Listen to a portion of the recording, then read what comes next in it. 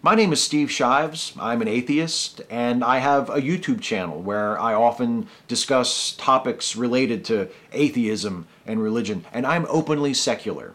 And there are many reasons why I'm openly secular and why I think that's an important thing to be and a good thing to be. One of those reasons is that I hear very often from viewers of my YouTube channel who do not have the same privilege that I have of being openly secular and being comfortable and not having to fear repercussions or estrangement or marginalization from family or friends or coworkers as a result of that. I've received questions in the past from people asking my advice for how they should relate to their religious family members or what they should do in a situation where they might have to reveal their secularism or their atheism or whatever their position might be to religious loved ones or authorities in their lives who might not take it so well. And I would like to share two of those questions and my responses to those questions with you right now.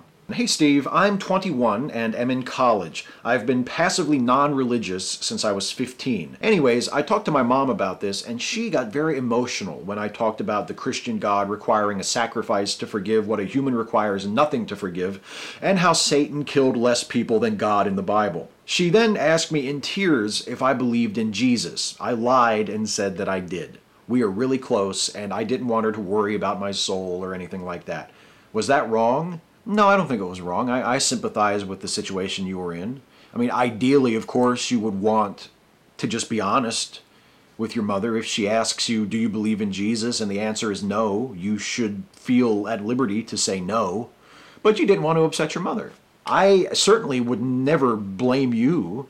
If anything, and I wouldn't blame your mother either. I would blame the institution of religion for forcing these kinds of expectations and these kinds of choices on people. I mean, think of how awful it is to instill in a parent, really in a person, in a human being from the time that they're old enough to comprehend these things, that people outside of their church are going to go to hell and they're going to be tortured and live for forever, for the rest of eternity, in agony and despair because they picked the wrong religion.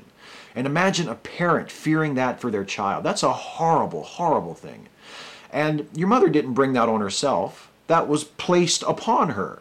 And it wasn't even done maliciously. The people that placed it on her had the same fear themselves. Perhaps they were parents who had the same fear for their children, and they thought they were just doing what was right.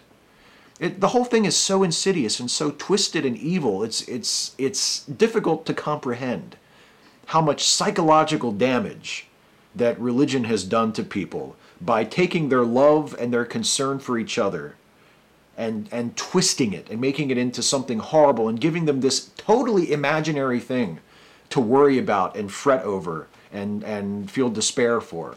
It's really horrible. How can I deal with my radical Christian parents who at times can become mentally abusive?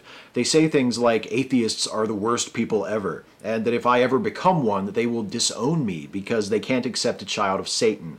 Last year, I got really sick, and instead of taking me to the doctors, they prayed and told me that my faith has to move mountains, and that this is a test. I feel suffocated and that I'm being robbed out of my childhood.